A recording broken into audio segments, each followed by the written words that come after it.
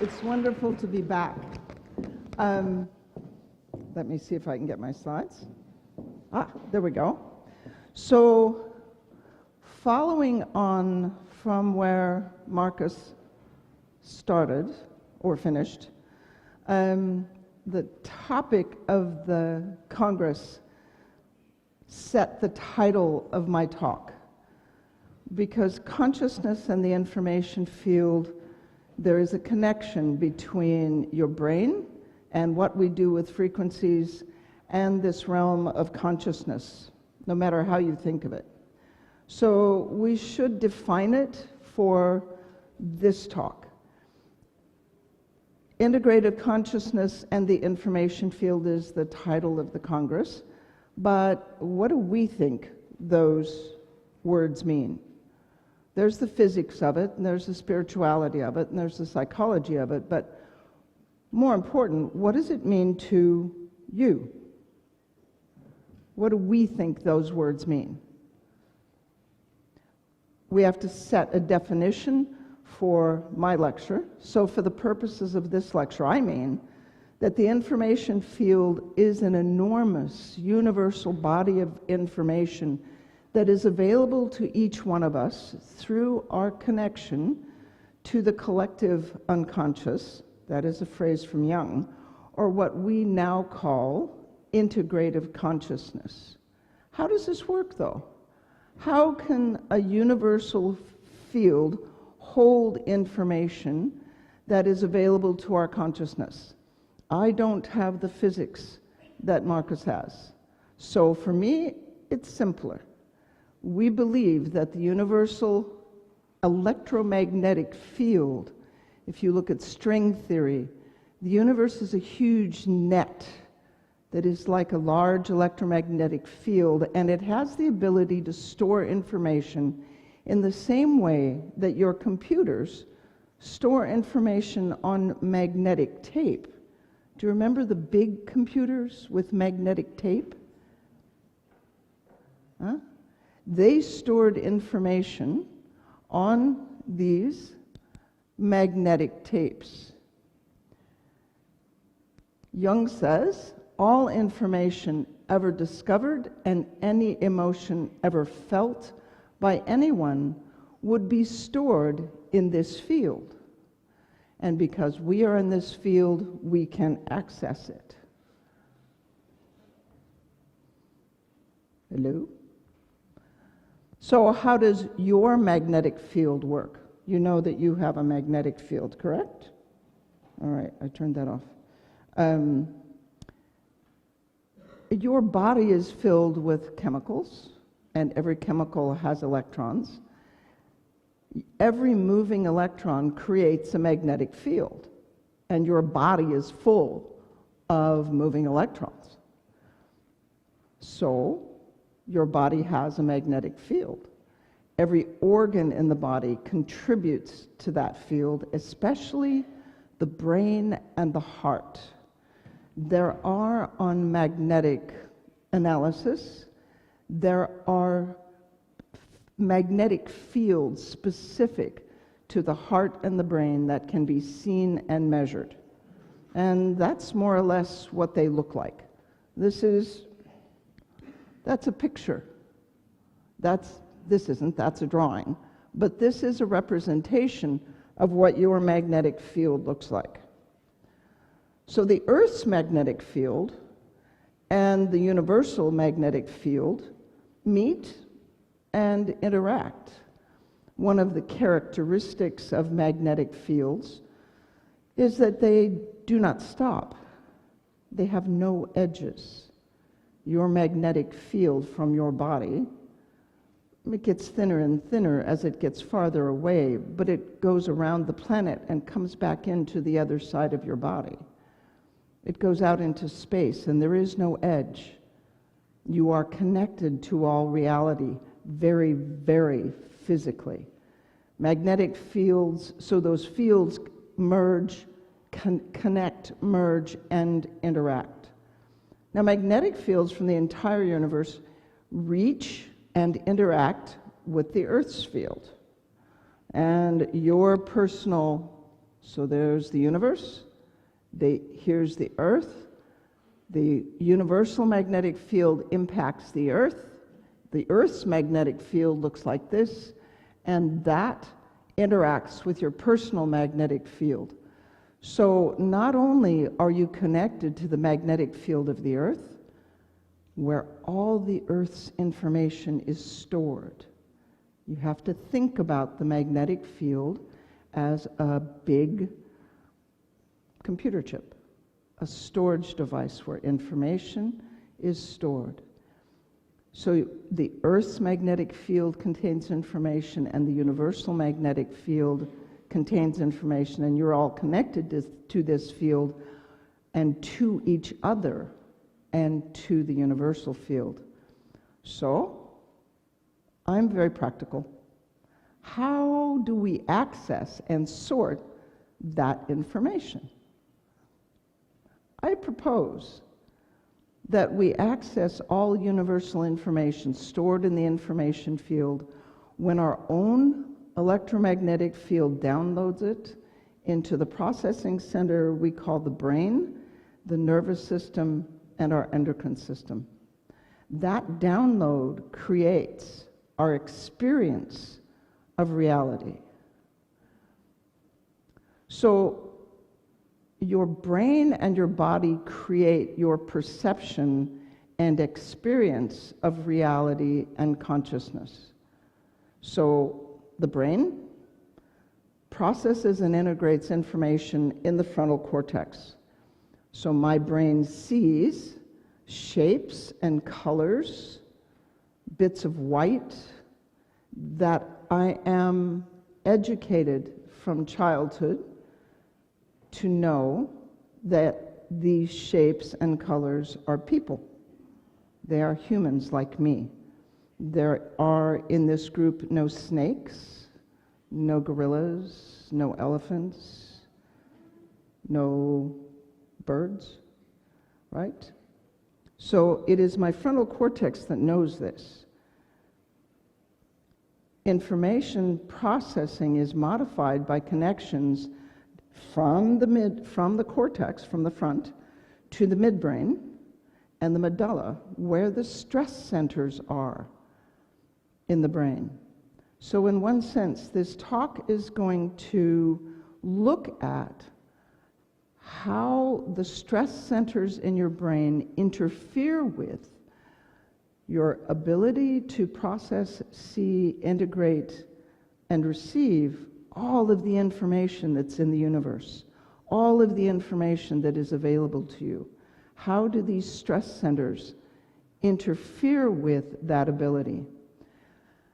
And then there's the endocrine system, the hormones in your body that do almost everything. And emotions, we think of psychology as emotions.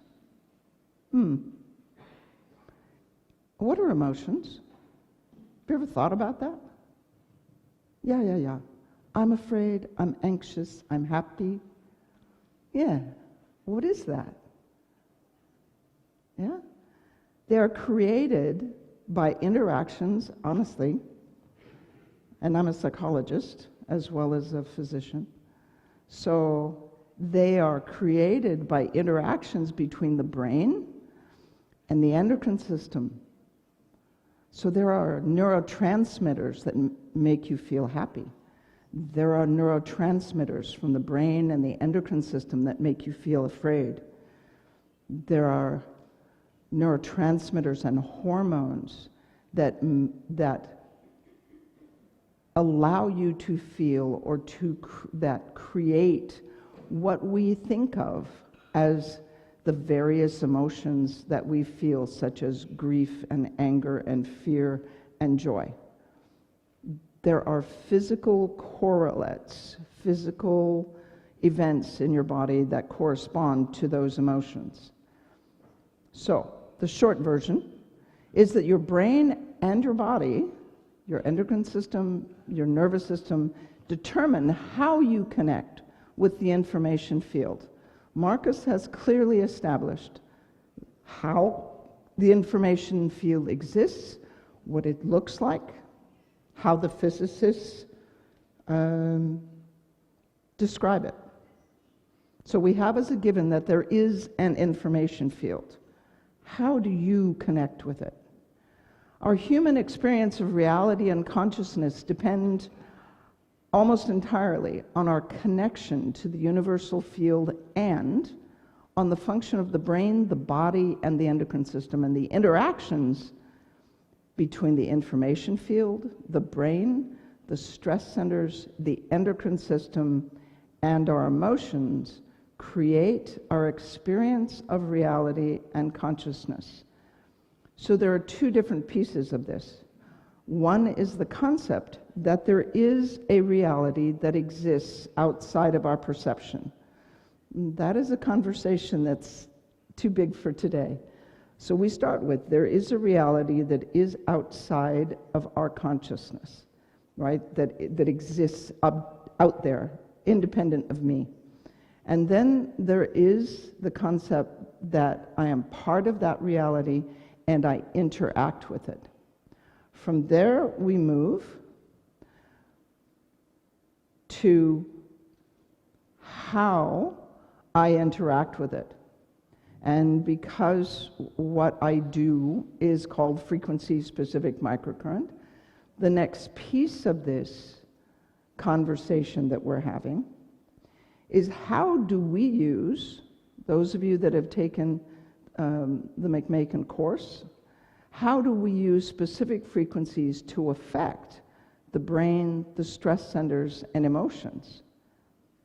If the brain, the stress centers, and emotions regulate or control your experience of and your access to the information field and consciousness, then specific frequencies can modify the brain and body to reduce stress and enhance your experience of and your access to the information field. Let's talk about how we do that. So the frequencies are a new tool that you probably didn't know you needed, that does something you probably didn't think was possible, right? We have an idea that the only way to access and open ourselves to the information field is by meditation and fasting and being a vegetarian and not fighting with people and relaxing and smiling and breathing deeply and all of those things. But what if you had a tool that made all of that easier? That is my job. What would happen to your body and the clarity of your access to the information field if you could reduce inflammation, reduce stress, and what we call sensorial sensitization, activate the vagus nerve, and I'm going to teach you more than you probably wanted to know about the vagus nerve, inactivate viruses, balance autonomic function, sympathetic and parasympathetic stress centers, and increase body energy production by 500% quickly, without drugs, and there was a reasonable mechanism of action and some sort of actual data that says we can do that. This is not theory, this is real stuff that happens in real bodies in real time, done by people besides me. So it is not only doable, it is reproducible. It's called Frequency Specific Microcurrent, and it has been doing that for 22 years now, with frequencies and with microcurrent. So let's look at what we're dealing with that creates stress in the body. Inflammation is the thing we are all the most familiar with, yes? Inflammation produces threat, is perceived by the body as threat, and it creates a stress response. So the ideal anti-inflammatory would reduce lipoxygenase and cyclooxygenase inflammation quickly, dramatically, temporarily, because you actually need inflammation in order to survive, but then the inflammation has to stop in the normal range, which is what keeps your body normal. And it would be nice if it was inexpensive, non-invasive, easily available, and approved as a medical intervention. That would be good, right? So we did that. There is that. There are specific frequencies. In this experiment, it was 40 hertz on channel A and 116 hertz on channel B, the frequency that we think of as being for the immune system. So this was what they call blinded animal research, and that does not mean that you're working on animals that are blind, you know, walk around with canes. No, no blind mice. It is the, oh, come on. I keep forgetting about the translators. So there were mice, and the researchers who were doing the work were all in separate rooms with the doors closed, so they couldn't tell who was doing what with the mice. They would paint on the mouse's ears a substance called arachidonic acid that makes the ears swell. And then in a mouse that you don't do anything to, this is how much swelling is caused when you paint arachidonic acid on the mouse's ears. If you run 40 hertz on A and 116 hertz on channel B on a microcurrent machine, and you grab the mouse by the tail and the back of its neck, and you do it for 2 minutes, then the inflammation is reduced by 50%. And then if you do it for 4 minutes, the full reduction in inflammation is present, and that reduces the inflammation in the mouse's ear by swelling by 62%. If you use myristoyl stearate and you produce COX-mediated inflammation, that produces a 30% reduction in COX-mediated inflammation in every animal in a 4-minute time-dependent response. So half the effect is there at 2 minutes, the full effect is there at 4 minutes. And the results were so good that the chief researcher didn't believe them, and she went in and turned the machine away from the man that was holding the mice, and she put in a placebo frequency, and still these results were what they found. And then they found that only one frequency combination reduced inflammation, no other frequency combination, no matter what it was supposed to be for, and the current by itself did nothing to reduce inflammation. Only 40 hertz on A and 116 hertz on B reduced swelling in the mouse's ear. Nothing else produced any change. That's different. Why is inflammation, why am I even talking about inflammation? Why is inflammation a problem? Well, inflammation interferes with brain function. So your access to the person next to you, to this universal field, comes to you by way of your brain and endocrine system and nervous system. Inflammation interferes with brain function. The ideal anti-inflammatory would reduce TNF-alpha and other inflammatory cytokines dramatically, quickly, temporarily. Inflammation is important to keep you alive. If you do not have TNF-alpha and the other cytokines, you end up dying of infection and cancer. So it's important that if you're going to reduce these inflammation peptides, that they are reduced dramatically, quickly, but temporarily. And you want to have them stop in the normal range, and it would be nice if the treatment was inexpensive, non-invasive, available, and approved. So we did a study on fibromyalgia patients who had fibromyalgia caused by some sort of spine trauma. There were 54 of them. It was 9.5 years average chronicity with a range of 1 year to 50 years. And we got blood sample data on a subset of only 6 patients from the National Institutes of Health in the US. And 28% of fibromyalgia patients have fibromyalgia that is associated with spine trauma. In the US alone, that is 2 million patients. In India and China, it is many, many times more than that. And what we found clinically was that only one frequency combination was effective. 40 hertz on channel A and 10 hertz on channel B is the frequency to address the spinal cord. So the hypothesis or the theory is that this inflammation in the spinal cord makes full body pain that creates illness, this illness known as fibromyalgia.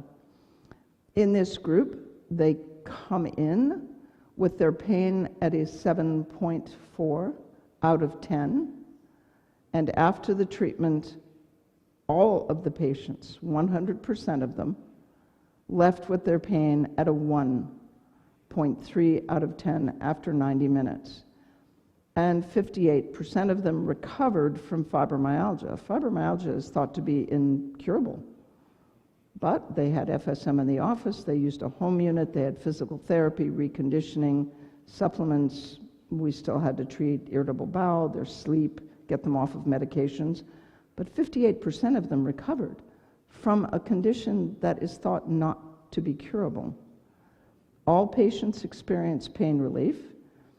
13 of the 53 discontinued treatment that were not related, for reasons not related to the treatment side effects. Why is that?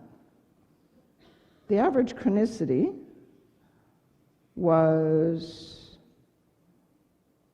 what was it, 8 years? If you have had your pain at a 7 for 8 years and in 90 minutes it goes to 0, that group of patients experiences an identity crisis that is unparalleled in medicine. Who are you if your reality somehow changes that quickly? So that's why people drop out.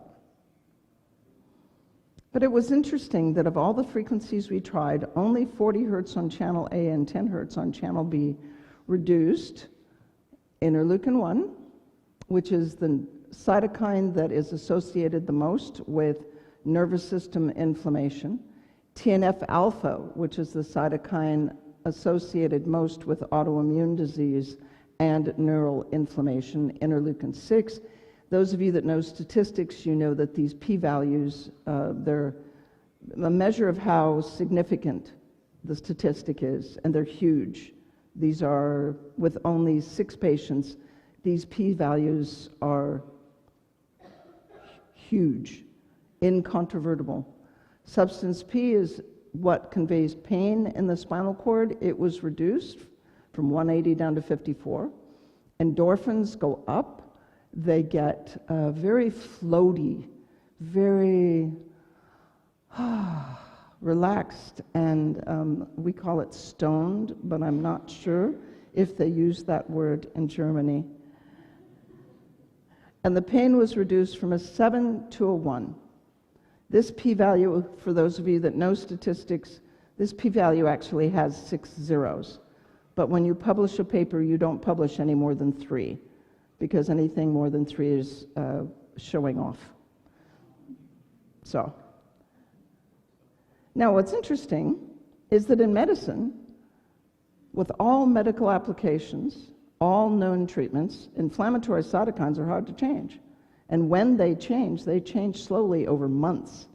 1 month to 3 months is how long it takes it to work.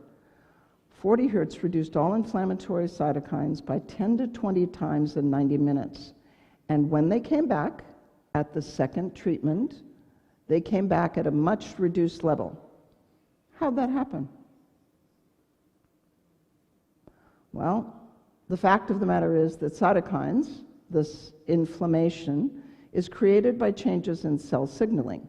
So these were all of the cytokines that were measured, and the only thing that makes sense is that only changes in cell signaling could normalize them so quickly. We'll talk about how the cell works, but that's the theory. How do we do this? And then how do we change cell signaling? receptors, cell signaling works, receptors on the outside of the cell respond to external factors like bleeding, bacteria, tissue fragments, DAMPs and PAMPs that activate or change this receptor, that changes kinases that are inside the cell, that changes translation factors inside the cell, and that changes genetic expression, and that changes what the cell does for a living. That changes what the cell excretes. So drugs and nutrients, the natural products even that we are used to, curcumin and turmeric and a vegetable diet, or if you are a medical physician, pharmaceutical drugs, or aspirin, or ibuprofen, or Tylenol. They act like keys in a lock to change that membrane receptor, yeah, like a key in a lock. And that changes the inflammation that's being created by the cell. And that changes intracellular function. Well, frequencies act like a key remote, changing the lock with an electromagnetic signal. The frequencies appear to change membrane, protein, and configuration and cell function electromagnetically to normalize the cytokine levels by actually changing that. That's where the frequencies work. Yeah? If you used your key fob, your key remote, to lock your car when you parked it, you are using a frequency-specific signal to change the function of the lock. It is no different with the cell. So what does this have to do with your access to higher consciousness and higher states of self-actualization and your connection to consciousness? Infection, injury, and stress turn on inflammation and turn off access to higher consciousness. When your body is worried about physical safety, infection, threat, hunger, warmth, sleep, it interferes with your access to higher function. This pyramid is from Abraham Maslow. He was a psychologist probably in the 50s and 60s. But this model for how we operate is self-evident, right? If you are living out in the woods, if you're being pursued by wild animals or enemies, and you have to try and find food and shelter and stay warm, right? Are you thinking a lot or experiencing prayer and your higher self? Not so much. So when you repair the injury, reduce the inflammation and quiet the stress centers, access to this higher function returns. And that's what we're going to be talking about. There are two things here. There is this external reality we would call collective consciousness, and there is how you integrate, experience, and react with it. So, infection and injury turn on inflammation by changing the cell signaling with pieces of bacteria, blood cells, and pieces of tissue that are broken.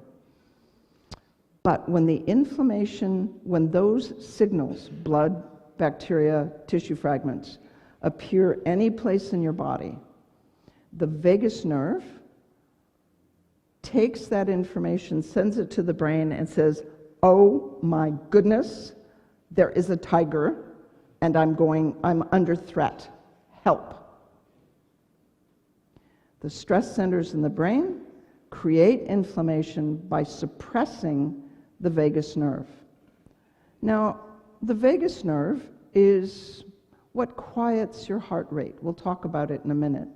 It quiets your heart rate. It stimulates digestion. It suppresses inflammation.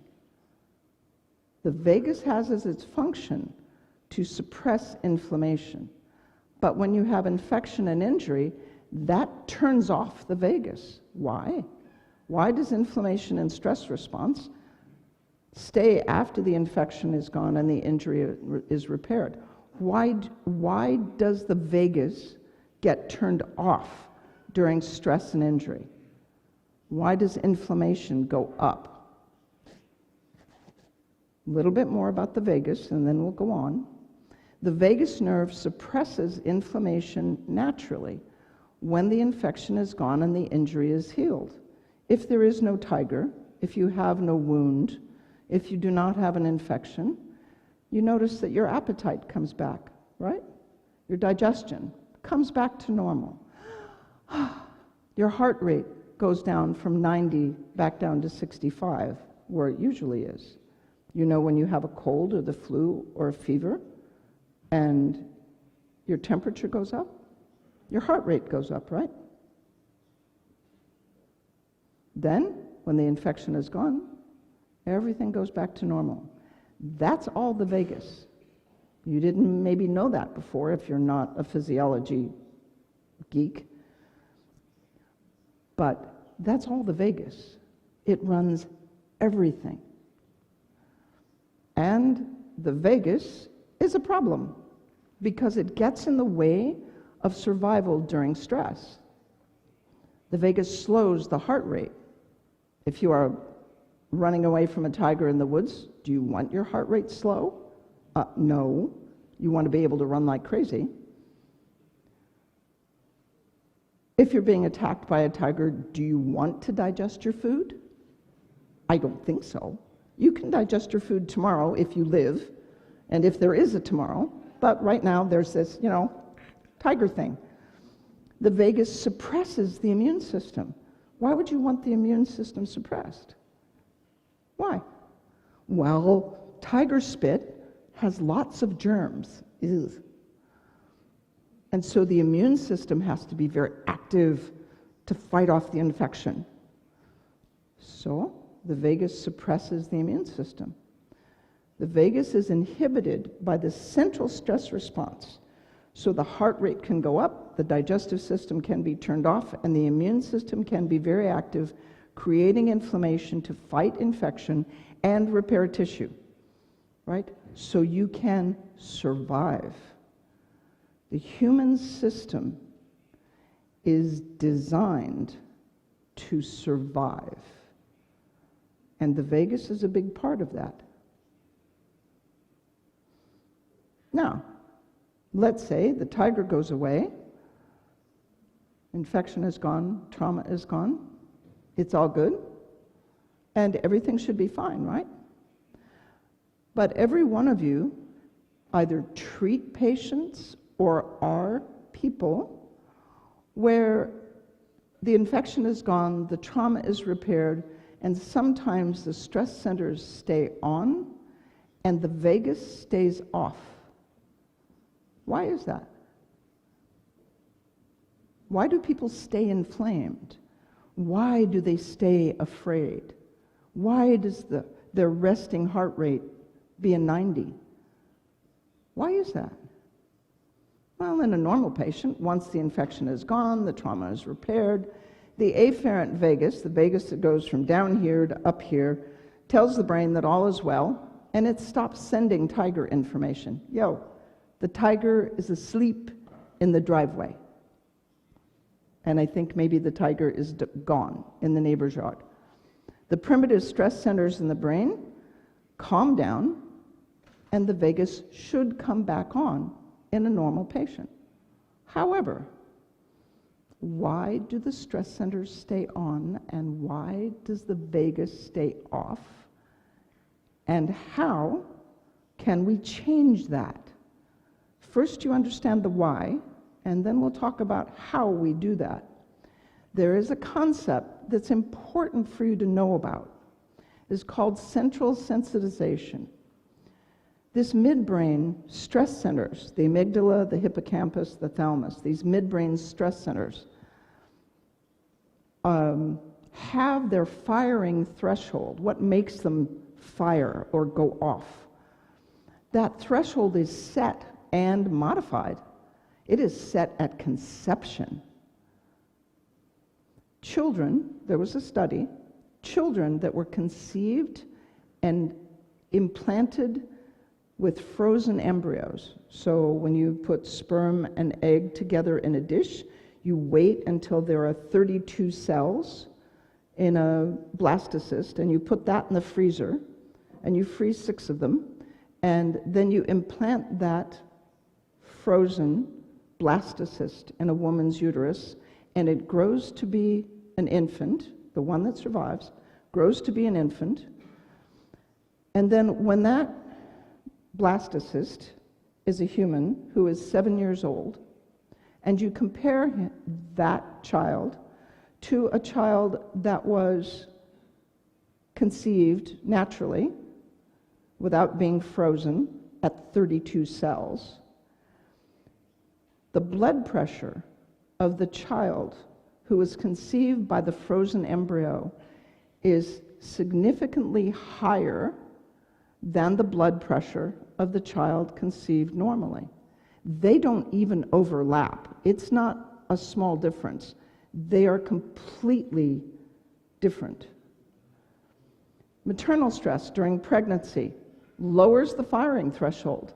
The women that are in stressful marriages or stressful living situations, their stress hormones are higher, and when their children are born and grow up, even if the only stressful time was during pregnancy, when that child grows up, he has a lower firing threshold in the stress centers when the child becomes an adult with less objective threat. There is no objective threat. There's no objective threat. All threat is perceived subjectively by the person. Early childhood trauma, sexual or physical abuse, surgery even, accidents, or any trauma prior to the age of 7 will lower the firing threshold, activating stress centers when that child is an adult with little objective external threat.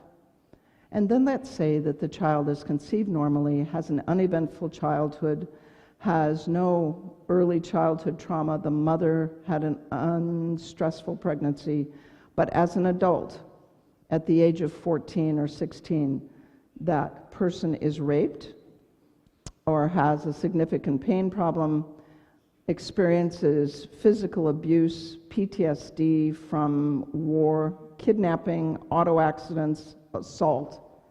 All of those events will lower the firing threshold for years or permanently. So something that to you is completely benign, no threat whatsoever. It's a horse. The horse is standing right there. He's not doing anything. No threat, right? Not to me. But to someone who was kicked and injured by a horse, that is a threat. Threat is subjective. And what is perceived as a threat will make the brain and the nervous system respond differently. Central sensitization is what we're talking about. You can look it up. The stress centers stay on even when the threat is gone. They're said to be sensitized, and they fire with very little objective external stressor or threat. And the reason is that the midbrain remembers. The midbrain remembers. It puts in unconscious, subconscious, or rarely conscious memory, early childhood and past injury, pain and stressful events, so you can predict and survive future events. And our problem is that the patient is unlikely to be aware of this sensitization or any of these memories. Visual stimuli, sounds, smells, even textures, furniture configurations can trigger the midbrain and set off a stress response reaction of no conscious memory of why it's happening or even what is happening. So for example, when I started talking about visual stimuli, sounds, smells, textures, furniture arrangements. Was there anybody in the room that got a fleeting memory of something that happened when they were young? Yeah, it's about 20%, 30% of the group. It always happens. The problem is that we have the same response to all stressors. Is it an argument between your parents? Is it the fact that your boss is yelling at you? Is it a tiger? All stress. The stress centers, the endocrine and the nervous system, react to all stress in more or less the same way.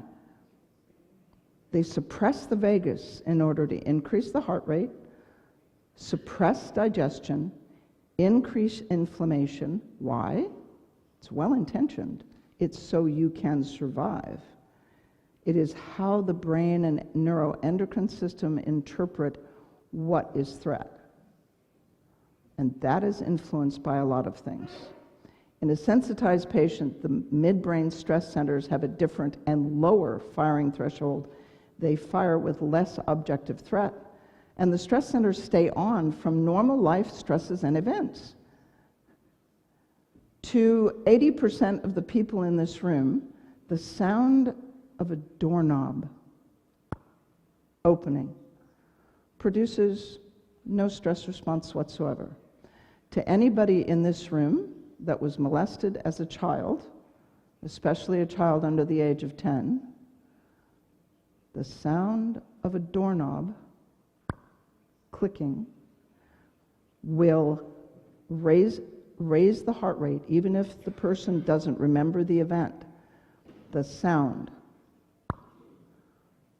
will raise the heart rate, interfere with digestion, and create inflammation and turn down the vagus.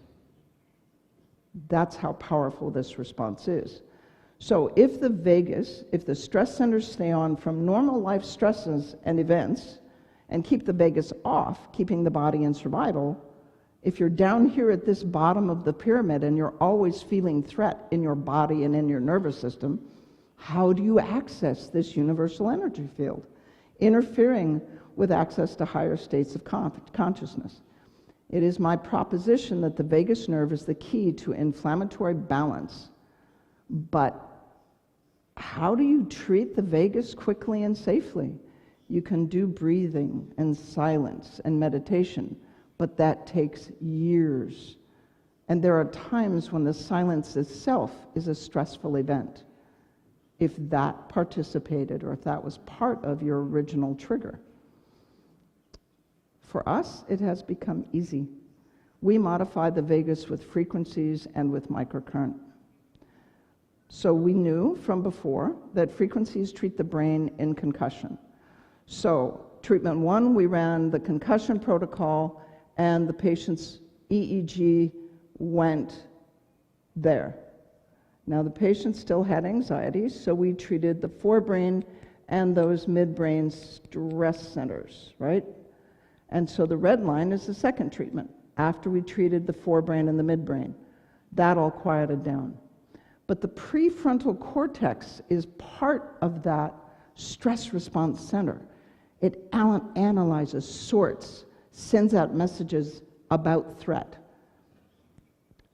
And the green line, the third treatment, is after we added the frequency for the prefrontal cortex. Those changes in EEG took place in someone who had a brain injury 2 years ago. And this was at the end of the second week of therapy. And that's how his brain changed. Only one set of frequencies raised serotonin. In the fibromyalgia cases, the pain was going down.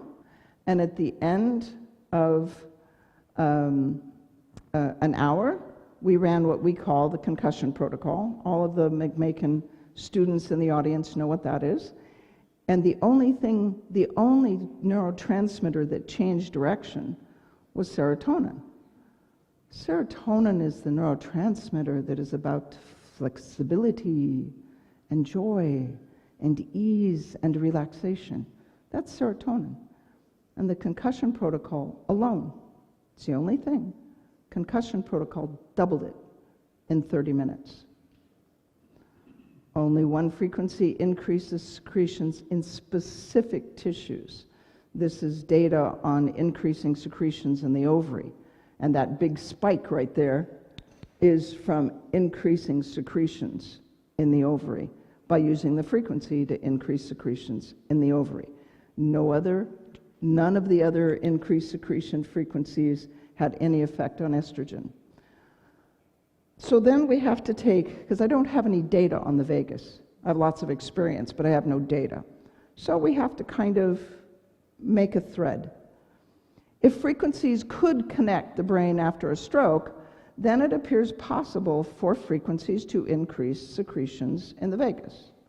A little bit of information about a stroke. Stroke patients are spastic because they lose secretions from the motor cortex. This was a 38-year-old patient, 3 years after a stroke, and she had spastic paralysis in the upper right extremity, flaccid paralysis in the lower extremity, right side sensory anesthesia. So it was a left-sided stroke that affected the right side of her brain. If you could increase secretions from the left sensory cortex down to the body, you could relax spasticity and improve sensation, right? Well, and we did exactly that. Increasing secretions in the sensory and motor cortex. After 30 minutes, the spasticity in the hand relaxed. After 60 minutes, the arm and shoulder relaxed for passive movement. And after 90 minutes, there was active arm and shoulder movement for the first time in 3 years. Sensation was normal, and the patient said, "This glove is gone." So I didn't expect it to last. Who would believe that was possible? But 5 days later, she still had active range of motion, and so we treated her again. And then instead of the arm just going up like this, it relaxed more of the trunk, and her arm went behind her head. And at 5 months, the improvement still persisted. Now, this isn't going to be universal when the patient is 78 instead of 38, but in this case, it worked. Frequencies modify your sympathetic and your parasympathetic nervous system with 1 minute treatment and testing by heart rate variability. So how do we do all that? Frequency specific microcurrent is a new treatment paradigm. It's a different way of thinking about how to treat patients, specifically medically. This group is used to using frequencies to influence the information field and the space and the patient. Frequency specific is very specific. And this treatment can reduce inflammation and restore balance in the nervous system. So the history is that frequency-specific therapies were developed in the early 1900s, mostly by MDs and osteopaths. They used funky old machines in the US, the UK, and Germany. And they were used by thousands of physicians until 1934. In 1934, the American Medical Association, I'm embarrassed to say, and the pharmaceutical industry forces labeled these treatments as fakes, and any physician who used them would lose his license. So the devices went in the back room, all of the research and the history were lost or destroyed, and some of the practitioners were persecuted. So everybody was really clear, if that guy went to jail, I could go to jail, so I'm going to put this machine in the back room and cover it with a sheet, and I won't use it. Harry Van Gelder came from England to the US, completely ignorant of this history. He bought a practice in 1946 and walked into the practice, and there in the back room was a machine, was a thing under a sheet. Pulled off the sheet, and there's a machine. Being a Dutchman, he said, I wonder what that machine does. And under the machine was a list of frequencies. Then George Douglas, who was a chiropractic student, went down and worked with Harry Van Gelder in 1983. So the machine is made in 1922. Dr. Van Gelder found it in 1946. Dr. Douglas got the list of frequencies from Dr. Van Gelder in 1983 and put the list in a drawer. You know how that works? You have drawers like that? Yeah. So in 1995, I graduated from chiropractic college, And Dr. Douglas found the list when he was moving. Oh, there's a list. Oh, there's a microcurrent machine. Yeah, my pointer's not working. So there's a microcurrent machine. So we first started using the list with that 2-channel, 3-digit microcurrent machine. And as a scientist, as a clinician, I had to give up needing to know. I have no idea how the frequencies were derived. I have no idea. There's no way to know because it's been burned. It's lost. It's gone. There is no way to know how some physician in 1920 decided that the frequency that would reduce inflammation was 40 hertz. There's no way to know. There's no way to know how some physician in 1918 decided that 396 hertz was the frequency that would address the nerve. The 1920s equipment was not microcurrent. So I first started using the frequencies in 1995 to treat muscle and nerve pain. And they were first taught in 97, and the consistent benefits and effects, the most important thing is that they're teachable and reproducible. And then research in animals and humans and clinical results have accumulated over the next 20 years. The clinical response is very frequency specific. Inflammation reduces pain, redness, swelling, doesn't change range of motion, makes viruses worse. Fibrosis and scarring, dissolves scar tissue, increases range of motion, doesn't change pain or redness, doesn't change viruses one way or the other. Hemorrhage stops bleeding, stops pain in the menses, prevents bruising after surgery, after fractures, after new injuries, doesn't do anything else. Kidney stone pain is not useful for any other thing except the pain from a kidney stone. Doesn't do anything for the stone, doesn't do anything for viruses, doesn't do anything for inflammation, but if you are passing a kidney stone, it will take the pain away. And that is all clinical. The current itself increases cellular energy by 500%. That's in 3 studies between 1982 and 2002. So we're pretty clear that the current by itself gives your body for free 5 times the amount of energy it had before. Now, one of the challenges with reducing inflammation is that it makes infection worse. But using the frequencies for shingles will stop the infection. This was a 85-year-old man with shingles in the ophthalmic branch of 5. And it's only one set of frequency combinations used for 4 hours. On him, because he was my husband, I used it for 6 hours, but he was pain-free in 1 hour, and the lesions were gone in 2 days, completely gone. That's not possible in an 85-year-old man that has shingles in his eye and on the top of his head. The frequency is specific.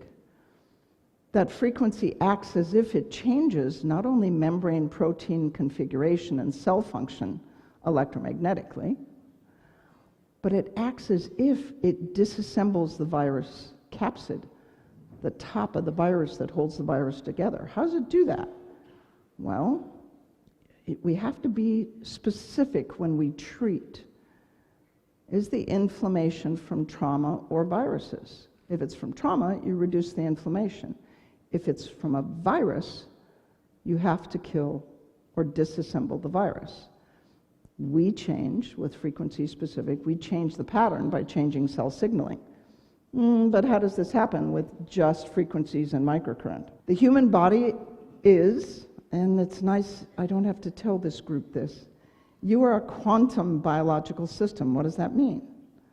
Well, your large body follows the laws of Newtonian physics, right? You have mass, you have weight, you respond to gravity. If we drop you off a building, you accelerate at 32 feet per second until you hit the ground, right? So as a large body, you respond to Newtonian physics. But Newtonian physics falls apart on the molecular level. Doesn't work. It's embarrassing, but it doesn't work. So on the molecular level, what does that have to do with you? Well, your living tissue is made up of biochemicals. Okay. What are biochemicals made of? Well, molecules. What are molecules made of? Atoms. What are atoms made of? Subatomic particles.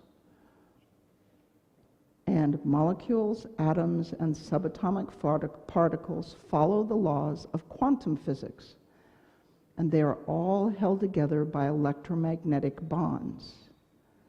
The only reason that you are sitting in that chair instead of dissolved as atoms into space is the electromagnetic bonds that hold you together on a quantum level. And the thing about bonds is that every bond has a frequency at which it resonates. So we're going to put a pin in that. Cells are filled with a gel matrix, and water lines the gel inside those cells and forms structures that act as a semiconductor. That one slide is a 30-minute lecture, so we're going to move on from there. But you accept as a given from biophysics that your entire body, because of the water that you drink, makes your body into one giant semiconductor. It's an electromagnetic system that looks solid, but the cells function as a semiconductor network that conveys current, charge, and information. So back to the resonance that happens with bonds. Resonance is the tendency of a system or a bond to oscillate, to vibrate at large amplitudes in response to some frequencies, but not others. At the resonant frequency, at the correct frequency, very small forces can produce very large amplitude vibrations. So soldiers marching in step can collapse a bridge. So have you ever noticed that when you watch a column of soldiers marching, when they get to a bridge, they break step? That's because they had unfortunate experiences in the 1800s with marching across bridges that then fell apart. Resonance explains the frequency effects. When you see the demonstration where a singer breaks a lead crystal glass, that trick only works with a lead crystal glass that is 70% lead, because there is a precise frequency that holds lead atoms together in a crystal matrix. This lead atom bond vibrates with the singer's note, and the lead crystal simply comes apart because of the resonance. It is that powerful. And that, I think, is how we take apart viruses. So frequencies appear to change membrane protein configuration and cell function electromagnetically with a frequency-specific frequency signal. Now, to achieve lasting effects, you have to change the stable state. You have water, and water is completely stable as ice, correct? As long as the surrounding milieu is 0 degrees centigrade. Then you add energy to the system, and water is completely stable as a liquid as long as the surrounding temperature is between 1 and 100 degrees centigrade. You add more energy to the system, and water is completely stable as steam as long as the surrounding environment is 100 degrees centigrade. It is the environment, right? The frequencies, the temperature changes the state of the water. The correct frequencies create instantaneous changes to change the state of the tissue, and those changes can be permanent as long as the patient's metabolism, attitude, body mechanics, nervous system support the change in state. All of you already create a stable state with integrative medical strategies. You treat the infection with antibiotics and herbs or IV strategies. You repair the trauma with FSM or tincture of thyme or herbs or Ayurvedic medicine or acupuncture. You repair the trauma with hyperbaric oxygen and exercise and homeopathics. To create a stable state for your energy system, you can support mental calm and maintain stress reduction with supplements, meditation, sometimes medication. If we can turn the vagus back on and quiet the stress centers, we can nudge, help, connect your system to your own higher consciousness and this information field. Stress, inflammation, and infection inhibit your connection to consciousness because it keeps you down here in the stress response. When your system is worried about physical safety, infection, or threat, it interferes with these higher functions. When injury and inflammation is repaired, the stress centers should quiet down, but because of centralization, central sensitization, sometimes they need help to quiet down. Sometimes when people try to meditate, it makes them more anxious because the silence was what was threatening when they were children, right?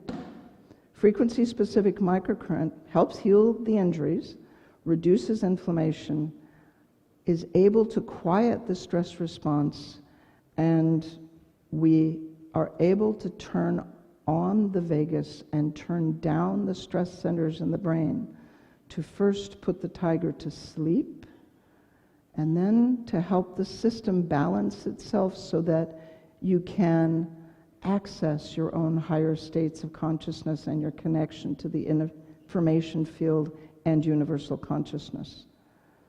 So it's called Frequency Specific Microcurrent, and it is a new tool that we hope will allow you to enhance your experience of consciousness and your access to the information field. I hope you join us for the course.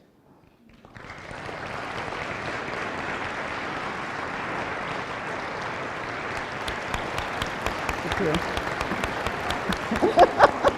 I couldn't resist.